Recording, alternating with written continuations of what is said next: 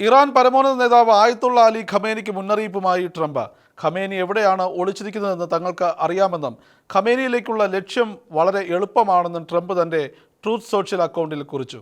Iran Israel സംഘർഷം ആരംഭിച്ചതിന് പിന്നാലെ Iran ആണവ കരാറിൽ എത്തണമെന്ന് ട്രംപ് പല പ്രാവശ്യം ആവശ്യപ്പെട്ട് രംഗത്ത് വന്നിരുന്നു. ട്രംപിൻ്റെ ആവശ്യം മറികടന്ന് ആണവ നിർവ്യാപന നിയമം പാസാക്കാനുള്ള ശ്രമത്തിലാണ് ഇറാൻ ഭരണകൂടം.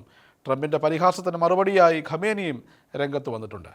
ഇറാനിലെ സുപ്രീം ലീഡർ എവിടെയാണ് ഒളിച്ചിരിക്കുന്നതെന്ന് ഞങ്ങൾക്കറിയാം. ആ ലക്ഷ്യം വളരെ എളുപ്പമാണ്. പക്ഷേ ഇപ്പോൾ ഖമേനിയെ ആക്രമിക്കില്ല എന്നാൽ ഇറാൻ ആണവ പദ്ധതികൾ അവസാനിപ്പിക്കേണ്ടതാണ്. ഞങ്ങളുടെ സഹിഷ്ണുത അവസാനിക്കുകയാണെന്നും ട്രംപ് തന്റെ സന്ദേശത്തിൽ വ്യക്തമാക്കുന്നു. അതിനിടയിൽ ഖമേനിയുടെ ഭീഷണി പുറത്തു വന്നിട്ടുണ്ട്. ഇസ്രായേൽ ഒരു ക്യാൻസറാണെന്നും അത് നീക്കം ചെയ്യണമെന്നും സയനിസ്റ്റുകൾ ആഗോള അഹങ്കാരത്തിന്റെ കാവലാളുകളാണെന്നും 25 വർഷത്തിനകം ഇസ്രായേൽ ഇല്ലാതാകുമെന്നും അമേരിക്കയ്ക്കെതിരായ പ്രവർത്തനം ഇറാന്റെ പ്രഖ്യാപിത നയമാണെന്നും അമേരിക്ക വലിയ സാത്താനാണെന്നും ഖമേനി പ്രതികരിച്ചു. അതേസമയം ഇറാൻ ഭരണകൂടത്തിനെതിരെ US ശക്തമായ നടപടിക്കൊരുങ്ങുന്നതായാണ് റിപ്പോർട്ടുകൾ.